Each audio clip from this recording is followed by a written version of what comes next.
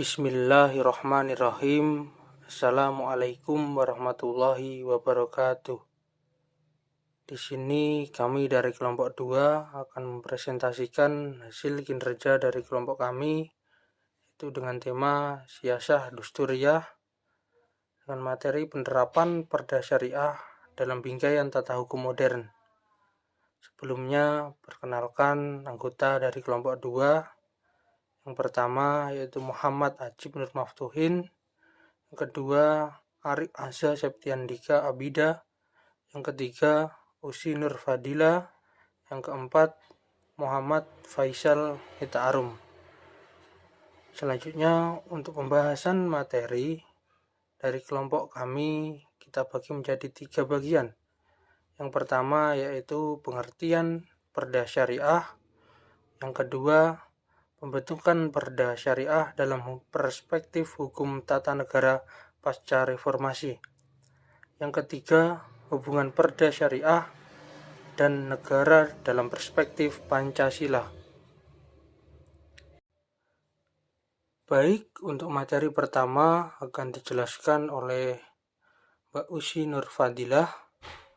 Materi yang kedua akan dijelaskan oleh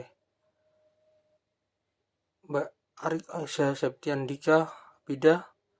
Untuk materi yang ketiga ini akan dijelaskan oleh Mas Muhammad Faisal Hitaarum. Pengertian Perda Syariah. Perda Syariah atau Perda bernuansa Syariah adalah istilah untuk peraturan daerah di Indonesia yang berlandaskan hukum agama Islam. Peraturan ini dihasilkan oleh pemerintah daerah dan DPRD di tingkat provinsi, kabupaten, dan kota.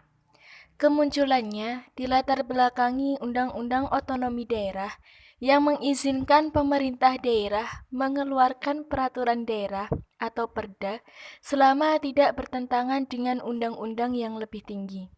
Walaupun demikian, tidak terdapat definisi yang baku mengenai perda syariah dan penggunaan istilah ini menimbulkan bias.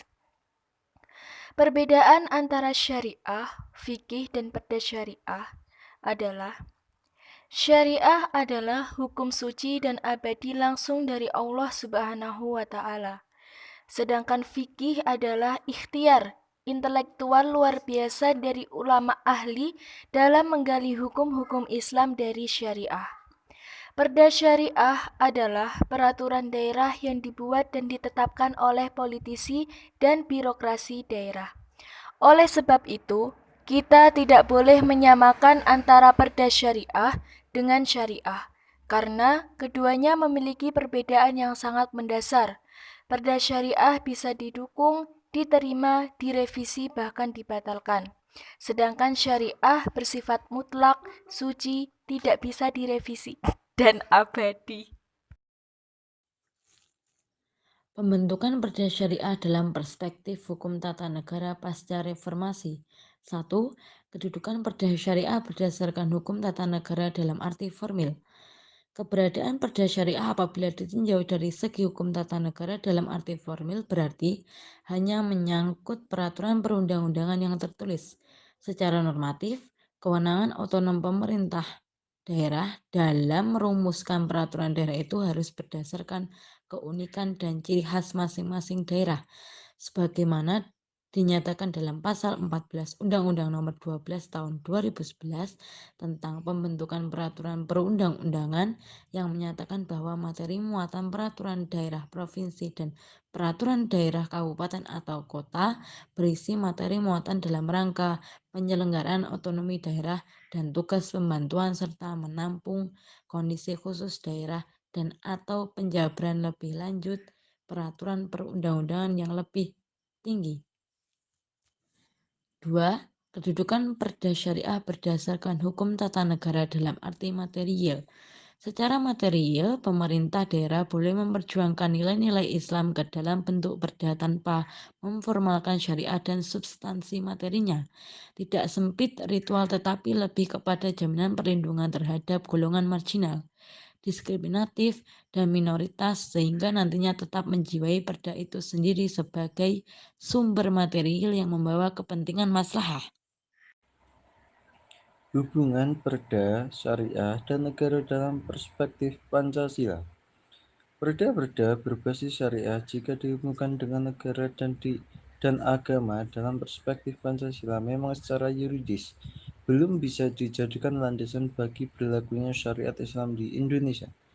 Namun, hal itu telah memberikan tempat bagi kedudukan syariat Islam di Indonesia, atau setidaknya memberikan landasan bagi terbentuknya perundang-undangan nasional yang berdasarkan pada syariat Islam. Dengan kata lain, ada peluang yang diberikan oleh konstitusi untuk memanfaatkan umat Islam dalam membentuk perundang-undangan nasional yang didasarkan kepada syariat Islam sepanjang tidak bertentangan dengan peraturan perundang-undangan di atasnya. Alhamdulillah, baik. Cukup sekian presentasi dari kelompok kami. Bila ada kurang lebihnya, kami mohon maaf. Akhirul kalam wallahul muwaffiq ila aqwamit thoriq. Wassalamualaikum warahmatullahi wabarakatuh.